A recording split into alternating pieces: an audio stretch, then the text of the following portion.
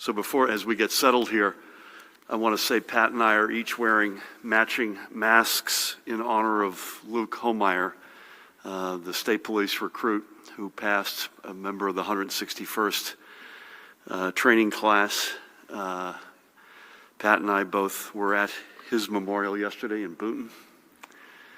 Pretty emotional, as you can imagine, an incredible human being. And each of us, everyone who arrived there yesterday, got one of these masks in his memory and in his honor. So would ask you to keep his memory and his family in your prayers. Give us a sec here, if you could. You good?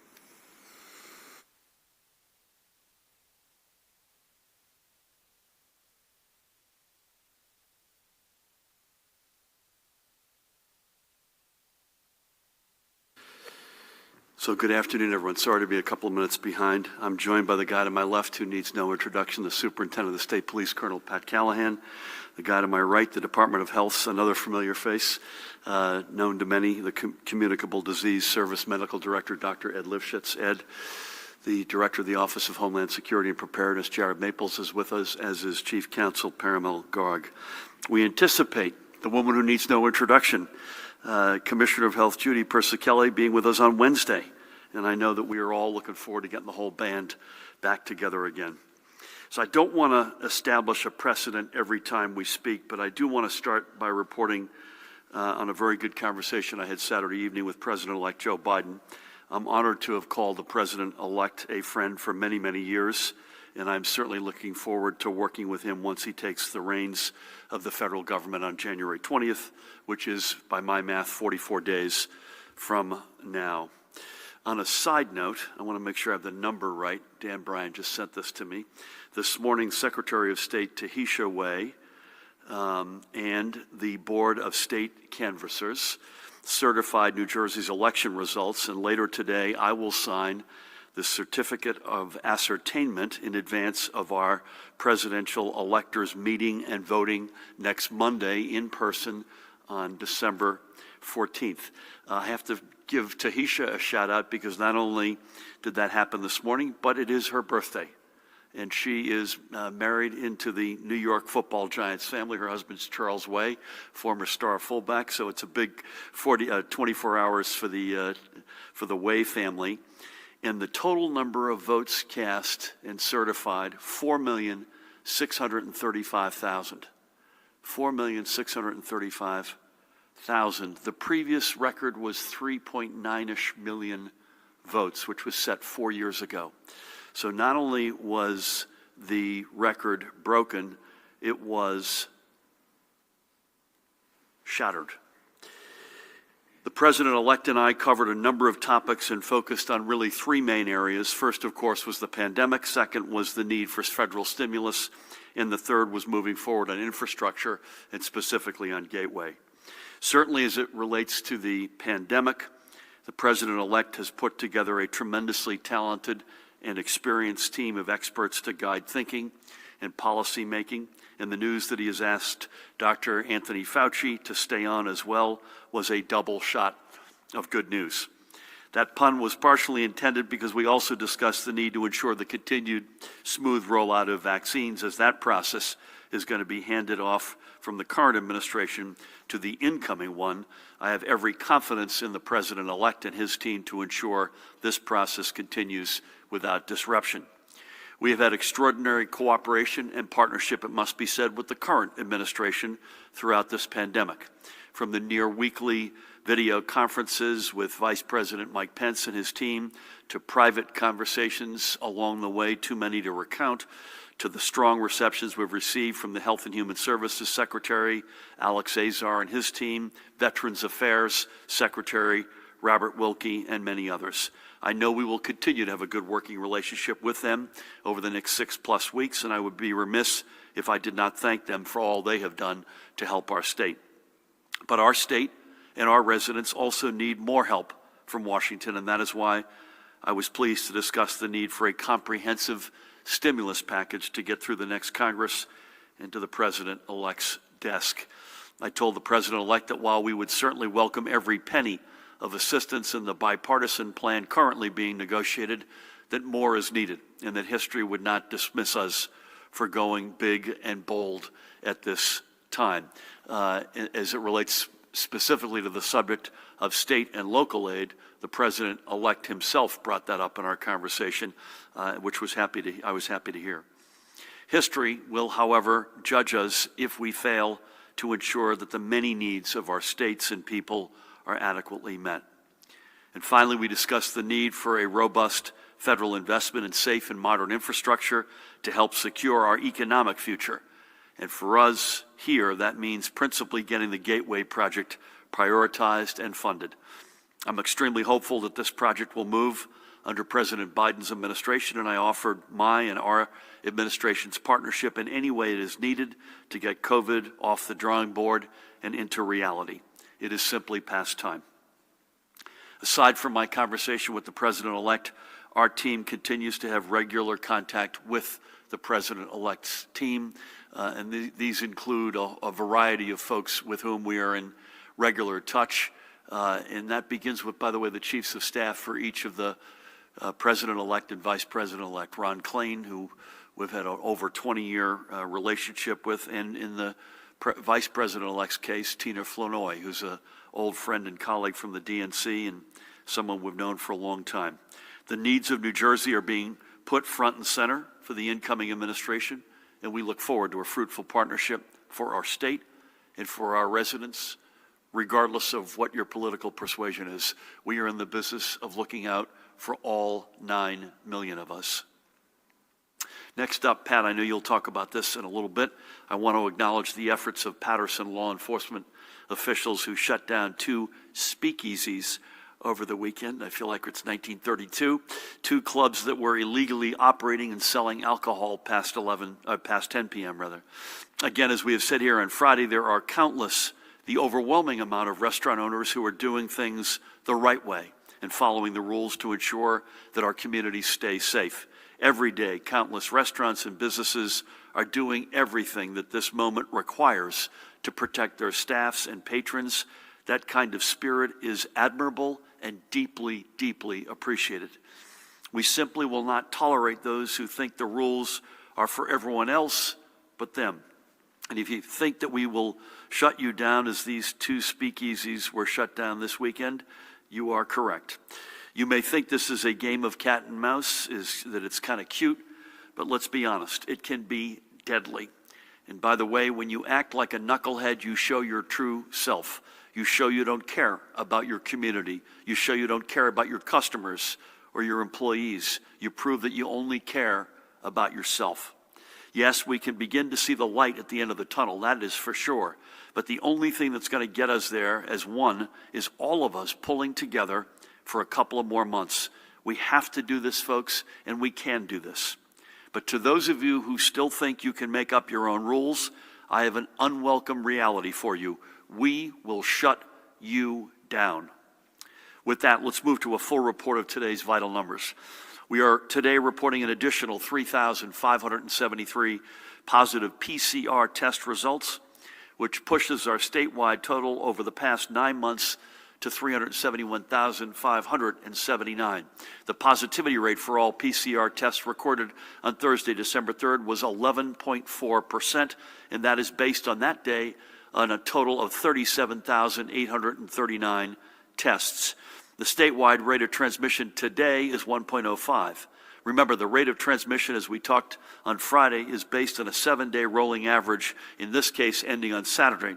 So we should expect that the increase in cases we experienced during the end of last week and through the weekend will push the RT up in the coming days. My guess is it gets up into the 1.2 plus range sooner than later. This is a proper time to also give an update on our contact tracing program. So there's good news and bad news here. The good news is that we continue to build out the capabilities of our community contact tracing core, and we can now report that we now have on the ground more than 30 contact tracers for every 100,000 residents statewide, and that all but 3 counties, Bergen, Camden, and Monmouth, have now exceeded that level as well. We have identified an urgent need for contact tracers with Spanish language proficiency, so we are currently engaged in filling that need. However, on the other side of the coin, The rate of non-cooperation with our contact tracers is now up to a whopping 74% of cases. Quite frankly, this is unacceptable, and we need folks to turn that around. It is extremely critical for contact tracers to get in touch with the close contacts of those who test positive to help us stop the spread of this virus. You may think you'll just call your contacts yourself, but this is a task that is best left to a trained public health professional, a contact tracer, in fact, who can answer questions about access to testing or social supports that they may need to safely quarantine or isolate. Our contact tracers are our fellow New Jerseyans, and we are committed to continuing to hire New Jerseyans for this important work. These are people from within our own communities, stepping forward to protect their very neighbors. And through their commitment, we are beating our benchmarks. We're holding up our end of this battle. We urge you folks to please work with us. Remember, our contact tracers are not on a witch hunt. They are only concerned with stopping the spread of this virus. We urge you, please work with our contact tracers and do your part to end this pandemic. The more people who cooperate, the sooner we can slow the spread and crush the curve, the sooner we can emerge from this pandemic. We cannot thank enough those of you who have answered the call and cooperated in providing our contact tracers the information they need to protect your loved ones, your neighbors, your family, your friends, your community. And while you're at it, if you have not yet done so, please download the COVID Alert NJ app to your smartphone and add your phone to the more than 440,000 which are now part of our fight to stop the spread of COVID-19. Now, back to the numbers if we can. In our hospitals last night, there were 3,110 COVID-positive patients being treated, along with another 236 patients awaiting the test results, for a total hospitalizations of 3,346. Of these, 637 patients were requiring intensive care, and 391 of them were requiring the use of a ventilator. Overall, the numbers in our hospitals were relatively stable throughout the weekend. However, we must remain extra vigilant. With the increase in positive tests on Friday and through the weekend, we have to expect that some percentage will eventually require hospitalization. And here's our first hint. Throughout the day yesterday, 269 COVID patients were discharged, which is great news, while 417 new COVID-positive patients were admitted. And remember, we reported at least 5,300 new positives on each of Friday, Saturday, and yesterday. And yesterday was an all-time high, over 6,000. And there were, in the past 24 hours, these are not confirmed, apples to oranges, 55 reported in-hospital deaths. And on this Wednesday, as we previewed last week, we will be providing you with a more detailed discussion of the models for the weeks and months ahead. In the near term, I will tell you right now, is not pretty. Sadly, we continue to lose members of our New Jersey family to this virus. And even though the numbers are not what they were in the spring, they are no less sobering. What we must also remember is that these proud New Jerseyans contracted this virus one way or another. And when you fail to wear your mask or social distance, you risk unknowingly passing COVID on to someone you love. So today we're reporting with a heavy heart an additional 17 confirmed COVID-related deaths. That gives us a total of 15,550 confirmed deaths with 1,836 probable deaths. Let's do as we do every day. Let's remember 3 more of these blessed souls who we have lost. Let's begin in Livingston, one of New Jersey's great communities. And there is Howard Zimmerman, a native of New York and a proud U.S. Army veteran who served in Rome. Howard ran his own manufacturing business for 30 years, several of them alongside one of his daughters. Howard and his wife Barbara had called Livingston home since moving there in 1962 to raise their family. This upcoming February would have marked 66 years of marriage. He now leaves behind Barbara, bless her, she was COVID positive, keep her in your prayers, and their children, daughters Diane, with whom I had the great honor of speaking on Friday, Lauren, and Debbie. And their son David passed away 4 years ago. Please keep his memory in your prayers as well. Howard's also survived by their families, his daughters' families, including his grandchildren, Jared, Sydney, and Alex. He also leaves his sister Ellen among countless friends. So Diane, with whom I spoke, she was the daughter who followed her dad into manufacturing. And she summed up her dad this way, and I quote her, "He was the warmest, kindest, loving soul one could meet, a soft-spoken, reserved man with a huge heart." Those sentiments hit a theme carried throughout other remembrances of him, and that in and itself is reason enough to know that this was a life well lived. May Howard's memory be a blessing. We thank him for his service to our nation and to his commitment to his community and, most importantly, his family. Next up, we recall Toby Robinson. How about that smile? A longtime resident of Lawrenceville, right here in Mercer County. Toby was a nurse and used those skills in countless roles as a camp nurse, operating room scrub nurse, and as a nurse in a private pediatric practice. She championed women's issues and women's health and dedicated 20 years of her career to the Planned Parenthood Association of the Mercer County area, eventually serving as its medical director. She was also active in the League of Women Voters. Sadly, over the past several years, dementia began to rob Toby of her gifts, but not her zeal for life. She leaves behind her husband, Paul. I believe Paul was also COVID positive. And by the way, he turned 90 2 days before they lost Toby. She also leaves behind her children, Julie and Cliff, and their families, including her granddaughters, Kat and Brenna, who I am sure she will especially watch over. I spoke with Julie, by the way. I had the great honor of speaking with Julie on Friday.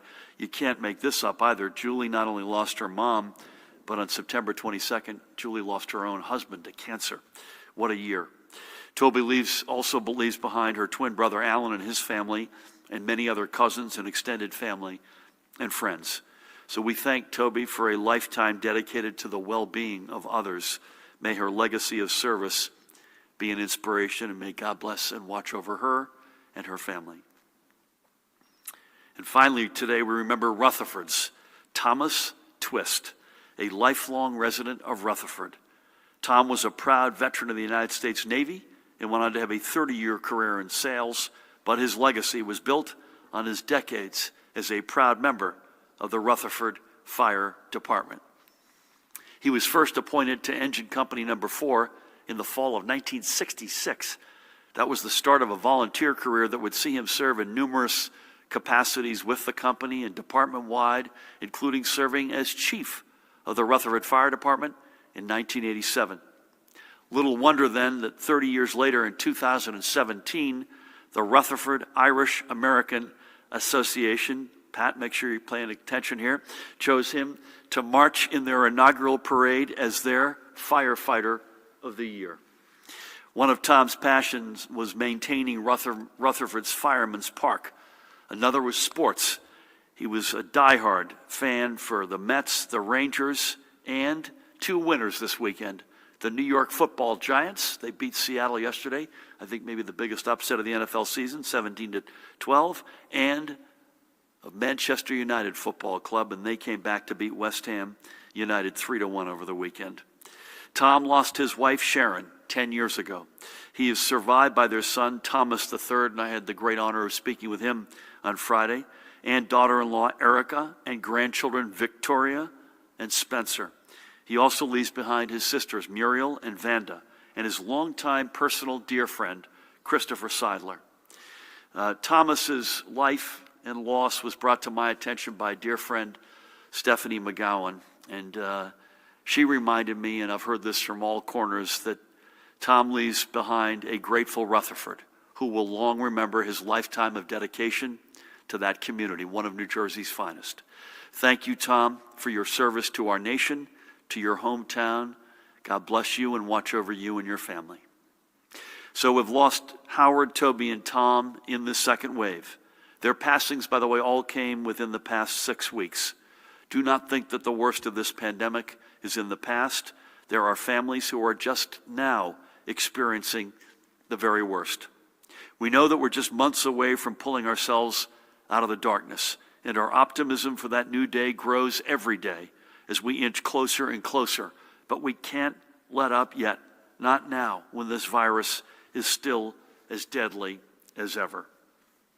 Switching gears briefly, as we noted on Friday, the deadline for businesses with 100 or fewer employees to register for the New Jersey Economic Development Authority's PPE discount program is this Thursday, December 10th. Participation, by the way, can mean discounts of up to 70% off the purchase of personal protective equipment. If you are the owner of a small business and have not yet registered for this discount program, I urge you to visit covid19.nj.gov/PPE access. The PPE discount program is just one of the ways that the EDA has been stepping up to help tens of thousands of small businesses get through this pandemic. In addition to the grants, loans, and capital guarantees it has put forward for small businesses up and down our state. One of those small businesses is Stumpy's Hatchet House of Greenbrook, home of new councilman-elect, our colleague Matt Stanishi, in Somerset County, run by Monica. You can see Monica right there, and Mark Milan. They preemptively closed Stumpy's Hatchet House in the spring and secured a grant from the EDA to cover payroll while they undertook upgrades to ventilation and sanitization systems to make Stumpy's Hatchet House a safe place for people to, quote unquote, let go and get their stress out. And right now, I know there are a lot of us who could use the chance to let off a little steam, Ed, in a safe environment. And that's exactly what Monica and Mark are providing their customers. I had the opportunity to catch up on Friday with Monica and to thank her and Mark for all they're doing. They exemplify the spirit of our small businesses, and I'm really happy they found a partner in the EDA. By the way, check them out, stumpysgreenbrook.com, stumpysgreenbrook.com. And finally, it is December 7th, the 79th anniversary of the attack on Pearl Harbor that launched our nation into World War II. Today, we remember all those who lost their lives and whose memories we will not allow to be lost to time. For the next 4 years, the greatest generation would answer every call, fight on every front, and help deliver an Allied victory. The numbers of those who remain from our World War II generation are dwindling, and we honor every single one of them. The entire nation was engaged in that fight. No one shirked their responsibilities or duties. And just as that is how World War II was won, it is how we will win this fight against COVID-19. A fight, get this folks, think about this for a minute, a fight that has now claimed nearly 5,000 more New Jerseyans in just 9 months than the 12,565 blessed World War II souls claimed across 4 years of fighting from those who hailed from New Jersey. So folks, let's keep up that fight. We know that victory is just a few months away if we all continue to do the things that have sustained our fight so far. Social distancing, face masks, washing our hands with soap and water, using our common sense. I'll leave you with this. The day following the attack on Pearl Harbor, President Franklin Roosevelt stood before Congress and stirred our nation with the following call. With the unbounding determination of our people, we will gain the inevitable triumph, so help us God. Let us resolve the same on December 7th, 2020. Let's win this war. With that, please help me welcome Dr. Ed Lifshitz. Good afternoon, and thank you, Governor. New Jersey reported a new high of more than 6,000 cases yesterday. We believe, but cannot yet definitively determine, that some of this increase is directly related to the Thanksgiving holiday. Holidays disrupt the normal flow of individuals seeking, providers offering, and laboratories analyzing tests, making direct comparisons of case counts between days difficult. Given the lag between infection, illness onset testing, and reporting of results, full effects as it relates to case counts would not be expected to be known for several days. However, it is clear that New Jersey's cases continue to trend up. As our cases increase, it becomes even more important for New Jerseyans to remain vigilant. The department continues to urge caution during the upcoming December holidays. Indoor holiday gatherings should be limited to immediate household members if possible, and intergenerational gatherings should be avoided also whenever possible. If hosting a small holiday gathering, limit people touching common items, such as serving utensils. Avoid buffets and drink stations, and seating arrangements should encourage social distancing. Clean commonly touched areas often, and guests should wear masks when not eating or drinking. We recognize that sharing celebrations with family and friends are important holiday traditions, and connections that are strengthened and memories that are made are integral to who we are. Unfortunately, the virus will not cooperate, and this year will be a holiday like no other. We call on all New Jerseyans to celebrate safely and responsible to ensure healthy holidays. And I'll say this,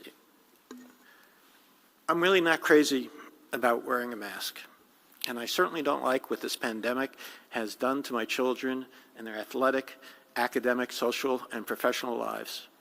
And I really don't like what it's doing to my neighbors and community, the disruption of family and social life, especially during this holiday season, and the economic pain that is apparent as businesses falter. But what I really hate is thinking about the families of the more than 15,000 New Jerseyans who have died. I'm sorry that I won't be able to see my friends and extended family this holiday season. I will miss them, but it is temporary. For the Zimmerman, Robinson, and Twist families, and 15,000 more like them, the loss is permanent. This is important what we do now. As for the department's daily report, as the governor shared, our hospitals reported 3,346 hospitalizations of COVID-19 positive patients and persons under investigation last evening. There are 637 individuals in critical care. 62% of those critical care patients are on ventilators. There are no new reports of multisystem inflammatory syndrome in children. There are 63 total cases in the state. One of these children is currently hospitalized. Fortunately, in New Jersey, there are no deaths reported at this time. The governor reviewed the new cases and deaths reported. In terms of death, the breakdown of deaths by race and ethnicity is as follows. White, 54.3%, black, 17.8%, Hispanic, 20.2%, Asian, 5.4%, other, 2.3%. Since our last press briefing, there's been one new positive among residents at Menlo Park, one new positive resident at the Vineland home, and sadly, an additional death of a resident at Menlo Park home. This resident spent almost 3 weeks in the hospital before succumbing to COVID pneumonia and other medical complications. The total cumulative cases among residents is 410, and there have been 147 deaths among residents across these facilities. At our state psychiatric hospitals, there have been 2 additional positive residents at Ann Klein and 1 new positive resident at Trenton Psychiatric. There is a cumulative total of 266 cases among residents across the 4 hospitals.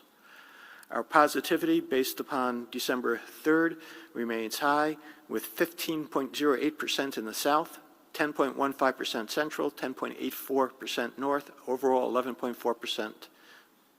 This concludes our daily report. Stay safe. Please continue to mask up, social distance, stay home when sick, download the COVID Alert New Jersey app, and exercise caution this holiday season. Thank you. Ed, well done as always, and your personal plea and the impact that it's had on so many. I looked through my notes. I've said this now for months that I write 62,81,3 of the fatalities in Menlo Park, Paramus, and Vineland, respectively, confirmed from COVID-19. And sadly, this is the first time in exactly 180 days that it's now 63,81,3 with that fatality at Menlo Park. So God rest the soul of that person who passed, who put up an incredible fight. We are going to stay in that fight with those 3 locations and all the other long-term care facilities around the state. So thank you, Ed, for your report and for your leadership. Pat, a tough afternoon yesterday for, I know, far more for you and your colleagues, but just to be there and witness the emotion was extraordinary. God bless Luke Homeyer. We had some fairly active compliance activity over the weekend for those. We got through the weather reasonably, Friday night into Saturday. Over to you, and thank you for your leadership. Thank you, Governor. Good afternoon. The Governor touched upon the two from Patterson. Those were quality of life details that the Patterson Police Department were conducting. That was two establishments that were cited for illegal sales of alcohol and maintaining a nuisance. In Stratford, police responded to a noise complaint and found more than 50 people inside where social distancing was not possible and no one was wearing masks. That subject was cited also for maintaining a public nuisance as well as EO violation. And in Metuchen, the brownstone, back on Thanksgiving was overcapacity at the bar, but over the weekend were ultimately finally cited for the EO violation, Governor. And I'll just make one point. I'm not going to share names, but in the past few days, I've talked to two very young, healthy Jersey troopers that are in the hospital with COVID and struggling, low oxygen levels, as one explained it to me, doesn't smoke, doesn't drink, and just a phenomenal model of health. And he explained to me how hard it was for him to catch his breath. So I know we've been sitting here, I think 9 months, talking about vulnerable populations and those of us that think that we're invincible. But these are two very healthy young Jersey troopers, one of which is still in the hospital, one that just got released 2 days ago. So I'll reiterate it, and I don't know if we can re-echo it enough how serious this is. And that was made certainly clear to me once again by talking to those two troopers this week, Governor. And thank you, and once again, thank you for your presence and remarks at Luke's service yesterday. Well, the very least I can do is the trooper in the hospital going to be okay? Yes. But that goes to show you, right? You're not a trooper by definition if you're not a picture of health. I'm looking out at Sergeant Murray, and there's the folks with us every day here, yourself. I mean, but by the very virtue of the profession you've pursued, you got to pass an annual fitness reality. So by definition, you're in good shape to begin with. It's pretty frightening. Thank you for that. We'll keep them in our prayers as well. We'll start over here. I think we'll stay on the Monday, Wednesday, Friday rhythm this week. Dan Bryant is with us. And unless you hear otherwise, we'll be virtual tomorrow, Wednesday at 1 o'clock here. Friday, we're still trying to construct, so I'm not sure exactly the timing on Friday, but we'll come back to you on that front. Did I get that right, Dan? Okay. Nikita, we're going to start with you today. Good afternoon. Good afternoon, Governor. Do you plan to issue any pardons or clemency orders between now and the end of the year? If you do, will those include ones for people convicted of low-level cannabis offenses? Separately, dozens of municipalities have fire district commissioner elections scheduled for Saturday, February 20. The filing deadline is about 5 weeks from now. I'm wondering, do you anticipate in-person voting for those races? Or should election officials expect those to be all VBM races as well? On a similar note, you've touted the success of these all VBM elections, and we saw a much higher turnout for the May nonpartisans than we have in past years. With or without the pandemic, do you think that those smaller, traditionally low turnout elections should go back to being all in person? I don't have anything really, don't get mad at me here. I don't have anything to update you on much of what you've asked. On clemencies and pardons, no news to report. On the in-person voting, tell me again, what's the date? The second question? February 20. February 20? Yep. I think too early to tell. Paramel is here, too early to tell. So we'll come back to that. Anything you want to add to that? Yeah, the fire district elections are on our radar, and we'll report back when we have a decision there. Nothing new to report on that. And as a general matter, I would love to add in-person early voting, and I'd love to add getting back to machines, and that requires an investment to do that. So you'd still have a robust mail-in piece. I'm not sure I have a different opinion as to what a May nonpartisan would look like versus a June primary or a November general. But that's still conceptually at least what we want to try to get to. I hope sooner than later. Thank you. Matt, good afternoon. Good afternoon. Governor, today Governor Cuomo announced that if after 5 days a region's hospitalization rate has not stabilized, that indoor dining will either be reduced or shut down completely. Have you been considering such measure here in New Jersey? And if not, what would it take for you to consider this restriction or other restrictions with the state's hospitalization rate? Like what benchmark are you looking for there? And you mentioned aid to Washington. We know you've been speaking about it for a while, about how urgent it is for Congress to pass a stimulus bill, including the state and local relief, but before Christmas. But is this something, how badly is it needed now as opposed to waiting for the next administration to handle this? Is that it? So I was just literally, as I was walking in here, Dan just gave me a heads up that Governor Cuomo had said it. That is not right now on the table for us. And I say that for a couple of reasons. First of all, if we saw explicit waves of transmission coming out of the indoor dining experience, obviously we'd have a different approach. And again, I have to reiterate something. You take a higher risk, you take on higher risk when you conduct more activities indoors, whether that's indoor dining, a gym, indoor entertainment, whatever it might be, and increasingly in private settings. But we knew that. So saying you're taking on more risk is different than saying you're going into Pat's restaurant where we just heard that there were 30 confirmed positives. And those are completely different realities. So we are still in the mode where we can surgically strike, we will strike. And we did that with indoor dining after 10 o'clock. We did it with bar seating. And we watch it, we continue to watch it like a hawk. And I also want to hearken back to the spring. You know, we were about to run out of hospital beds, ventilators, PPE. I mean, we were at the edge.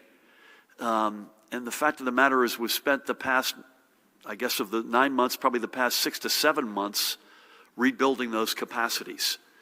And so we do have hospitalizations that are up meaningfully, and my guess is that they're going to go higher, but they're still about 5,000 beds shy of the peak in the spring.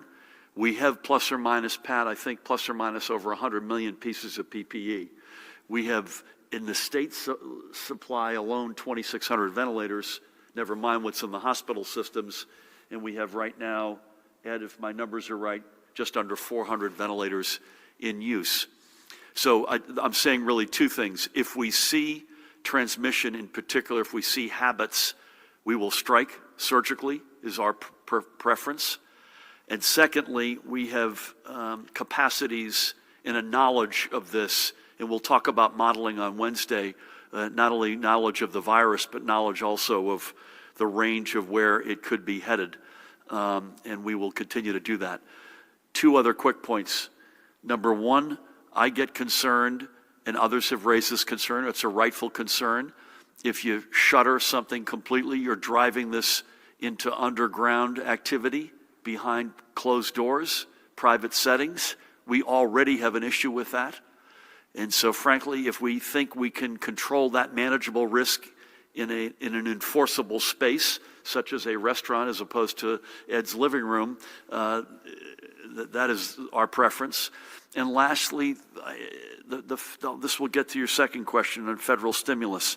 How bad is it? Boy, I'll tell you, it's bad. And look no further than somebody who's unemployed, or to the question you asked, Matt, a restaurant, where we've got no lifeline to throw these folks right now. So we better darn be sure if we're going to shut something that it's based on transmission, it's based on the facts. And if we do right now in the absence of that stimulus, these folks are going on the rocks. They're out of business. They're not just shuttered for a few weeks, they're out of business. And so this gets to the second question. We need it badly. I was on the phone not just with the president-elect, but with others this weekend, including members of Congress, going through all of the various mouths we need to feed, especially unemployed, small business, restaurants, state and local budgets. That should not be abstract. That's to allow us to continue to employ the frontline workers delivering the services that are being delivered in our hour of need. Last comment, and I'm sorry to go on. Last comment, I'm grateful that there's real discussion about a deal that looks right now plus or minus around $900 billion.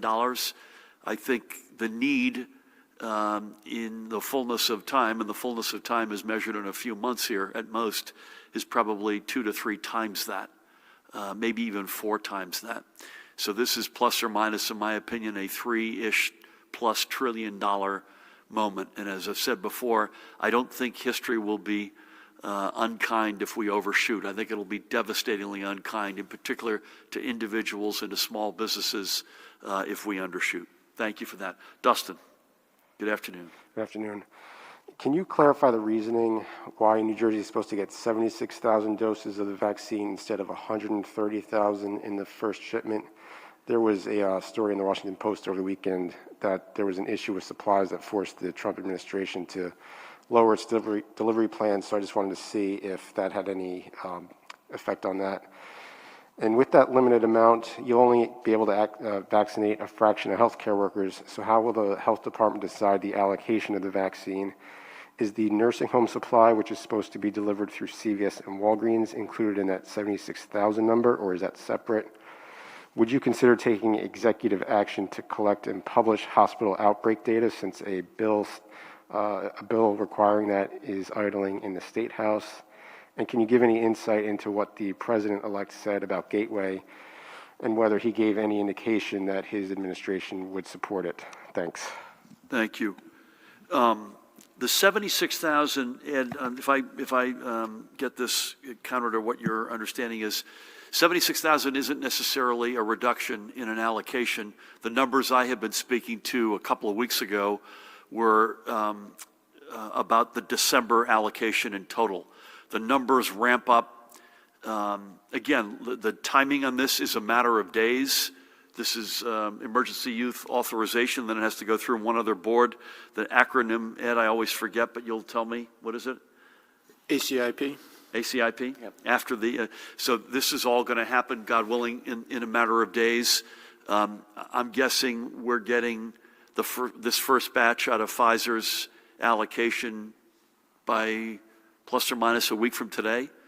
And the 1A groups are split between healthcare workers and long-term care. And there's a specific split, which I don't have in front of me, but we can get that to you.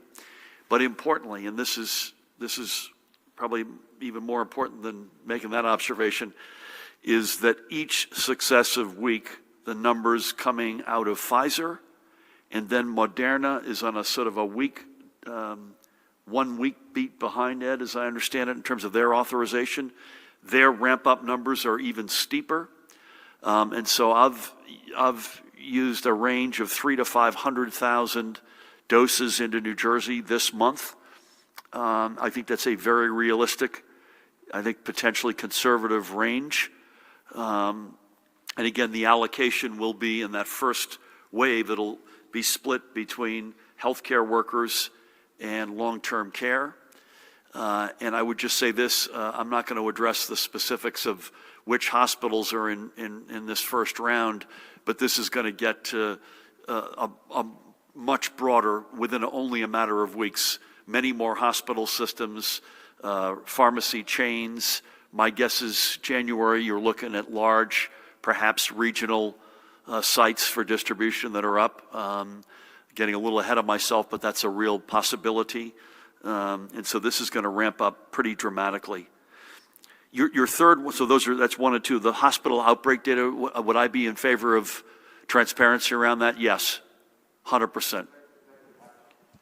Yeah, listen, we're actually working on this as we speak. I can't promise you the executive action, but Paramel and I were in a meeting just before coming here. He's been on the phone since then. That's something we're very seriously looking at. Folks have a right to know what's going on. I don't want to put words in the president-elect's mouth, but both in the conversation on Saturday night, as well as in conversations with him over the years and with his team members, they are all gateway all the time. Again, I don't want to put words in his mouth, but this is a huge priority for them. It's a huge priority for us. And we're looking, listen, we've been able to get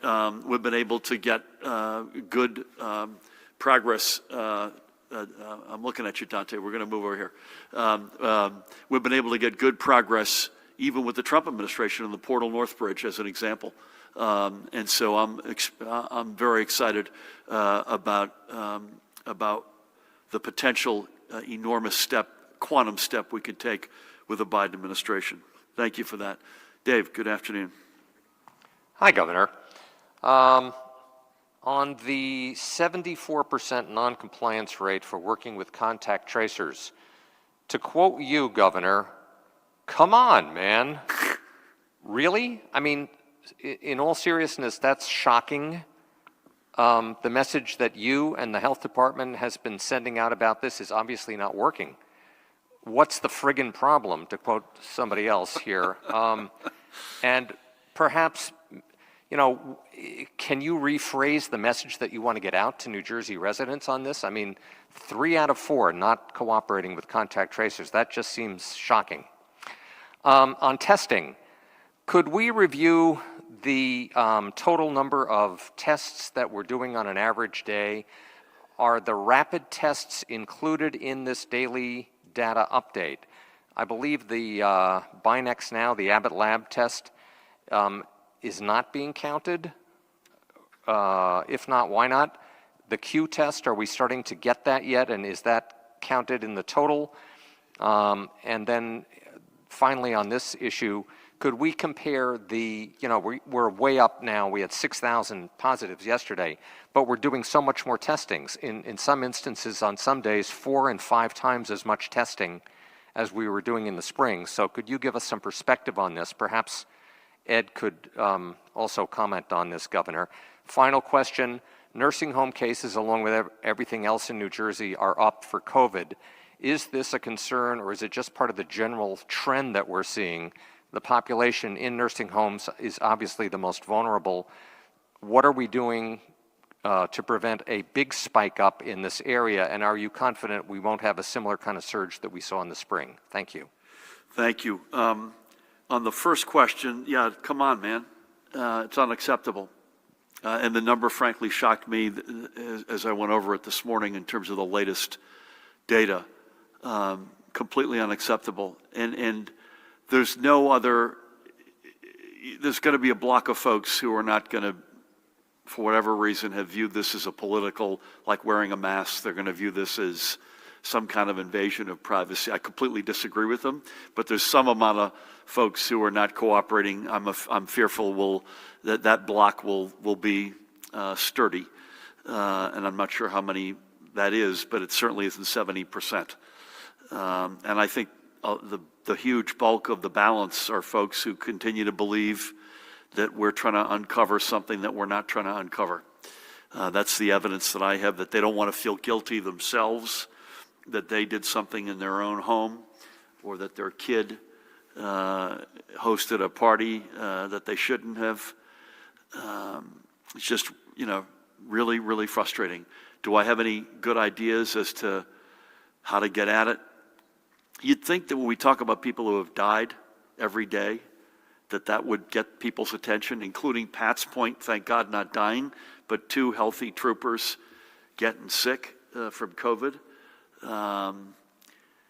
If you have any good ideas after the fact, I will take them.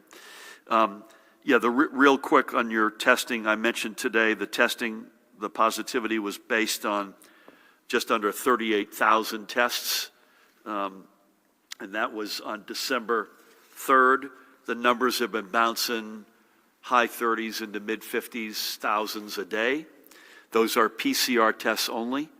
They do not include the Binex Now nor the Q Health tests. Judy and Ed and team are working feverishly to try to, we want to make sure the data is accurate. It's particularly challenging with the Binex Now because it's sort of a self-reporting reality. The Q Health syncs up automatically, but we want to include those. in our numbers, and we are, I know Ed and Judy and team are actually keeping a shadow book, but you should assume those numbers are higher. So our testing numbers are even higher than what they are. Ed, I would ask you, first of all, you asked me to compare it to the spring night and day, which is why the total number of positives we care about, but it's very hard to compare the total number of positives today to March, April, May. We had a fraction of the testing capacity then. Spot positivities were through the roof, 50-something% at one point. A very small, like all of America, a very small capacity then, a very big capacity now. So the hard numbers are the ones that really do matter, and that's the folks who are getting admitted to hospitals, that are in hospitals, that are getting discharged, please God, in intensive care on ventilators. Ed, here's a question for you. Dave did not ask it, but it's one that I know there's a lot of debate around. Let's assume we get to the point sooner than later and we're including the Binax now and or the Q health tests. What's your guess on the impact on spot positivity? And I'd create both sides of this argument. Number one, I'll bet you one side suggests it's higher because if you're a school nurse, you're not, by definition, you're not testing the kid unless the kid has symptoms. On the other hand, as Paramel reminded me, you're probably not taking a PCR test in some cases unless you had a positive on the Binax now or the Q health test. So you could argue both ways. What's your gut tell you? I could argue both ways as well. I don't think that it'll be dramatically different once we really settle in and we're able to get all the antigen testing as far as positivities or not. Do have questions about getting all those reportings in, but I think the current positivity that we're seeing in PCR probably accurately reflects what's going on out there in the community. Yeah, I mean, that's where I come out, that you could argue one side or the other. Your last question on long-term care, how concerned are we? We're very concerned, which is why Judy and Ed have been trying to wrestle together the quick turnaround, the Binax now, the Q health test that your answer in 15 or 20 minutes to actually test you at the door. Judy was on the phone with us earlier today, and they're sort of trial ballooning this, and they found in one location over a course of 2 days where they're testing everybody coming in. So this is staff, loved ones, anyone coming in the building. They found 6 asymptomatic positives. And so that's going to be the key, whether or not we can get you at the door, put you off into the waiting room, 15 or 20 minutes turnaround, but that requires an enormous amount of testing capacity. Good news is, per the questions earlier, the vaccines are coming here, and they're going to be first and foremost healthcare workers in long-term care. So thank you. John, welcome back. I didn't mean to make you wait, but I figured you had waited 5 or 6 months. You wouldn't be mad at to waiting a few more minutes. Good to have you back. Thank you. Speaking of waiting, vaccines, can you talk about, do you plan some kind of public information campaign to let people know who's getting vaccines, how it's being distributed? Who's monitoring with the Pfizer? It's a 21-day or a 28-day in between each dose. Who's monitoring who gets the second dose and how that's worked out? And you've said often about kicking the tires in the vaccine by the FDA. Have you done that? If you haven't, what are you looking for? What in this would give you pause to say, hey, let's hold off on this? On another issue, on testing, are you aware of this FBI-rated Infinity Diagnostics in Ventnor? Any details on that? And if so, is the state doing anything to help people get retested that were apparently the victims of fraudulent tests there? On marijuana, you announced the agreement on Friday. What specifically did you want in that agreement? What did you get? And also that the Senate president is now still saying he's going to go ahead and push for a constitutional amendment to dedicate all revenue toward social justice issues. Any thoughts on that? And finally, there's a lot of New Jersey transit advocates are out there pushing for some reforms again, and they're saying that's a conflict of interest for the DOT commissioner, whose job is to be responsible for highways, to handle to be the top person in NJ Transit. Do you see any value in that argument? Was that your last question? John, for a minute there, I thought you felt like you had a 6 months of free pass to just ask all the questions that you would have asked had you been here. Public information campaign, yes. In particular, to reiterate, assuming it gets through all the approvals, that this thing is safe, that it does work, and you should feel confident taking that. I have said this already. I will have no qualms whatsoever about taking this. My only concern is I don't want to take it at the front of the line away from a healthcare worker or a long-term care resident. The monitoring of the 21 versus 28 days is done, I assume, Ed, by the providing entity. Is that correct? It's correct, but all doses are also entered into the NJIS, the state's immunization tracking system, so that also works to track as well. That's part of the reason why we signed the executive order last week. The default now is an opt-in into our database as opposed to if you were born before 1998, an opt-out. You could still opt out when the public health emergency is over within 30 days, but we need everyone's data in.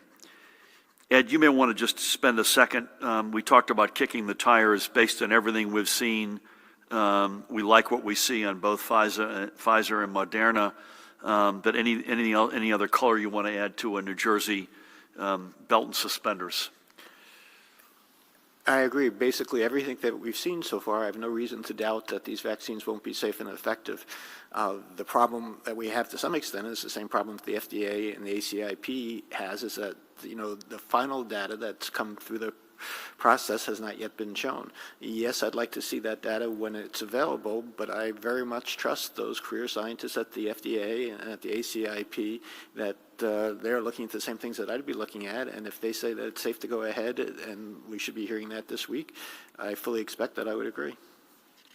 I don't want to put words in your mouth, but as compared to, say, maybe August or September when there was a lot of political noise around this discussion, that's literally gone to ground zero for the past couple of months, and the professionals have been in charge of this, which is very gratifying.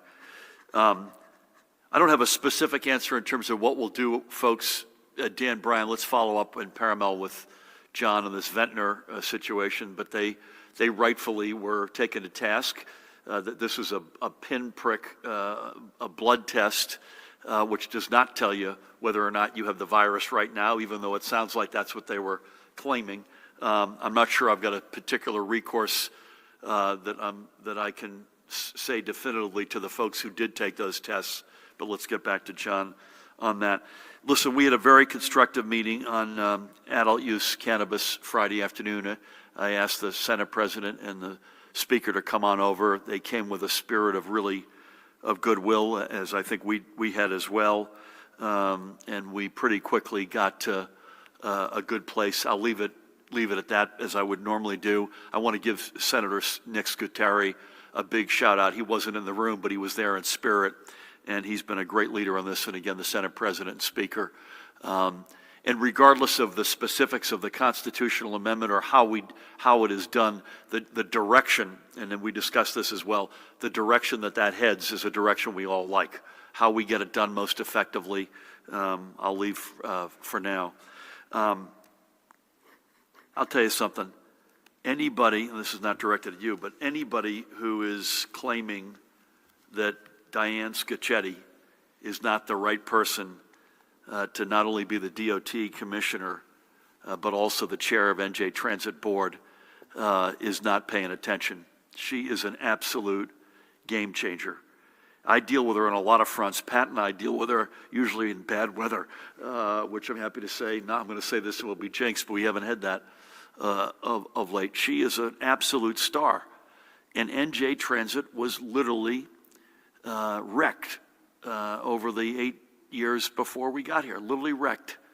And whether it's PTC, whether it's on-time performance, investment in capital as well as operating budgets, absence of a master plan at all, a capital plan, she has been a game changer. Again, both as a DOT commissioner as well as the chair of the NJ Transit Board. She is exactly where she needs to be, and I am thankful every single day for her service to our state. So with that, Pat, I want to make sure I get this. I know one of our friends had this upside down yesterday, so I know I'm good, right? Again, God bless Luke Homemeyer. Ed, thank you for being here and for your leadership, Pat. Same to you. Keep the faith. Jared, Paramel, Dan, the rest of the team.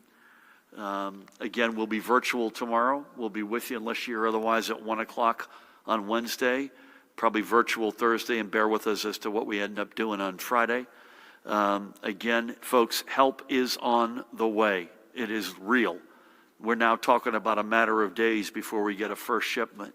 So what does that tell me? Don't let your hair down. Don't be the last person who died in the war or the last person who got infected. Keep your guard up. It's going to take several months. Remember, the analogy we used last week was not a light switch where we go all of a sudden from black to light or dark to light, but it's a dimmer that will continue to get lighter and lighter and lighter. That begins very, very soon. Having said that, it's cold. We are indoors. The holiday season is right here. We're in the middle of it. You got to stay strong, folks. And if you stay strong, we can see the end zone. We will get there, God willing, and save as many lives as we collectively can. And we'll be in a far, far different and better place as a state and as a nation in a very few short months. God bless.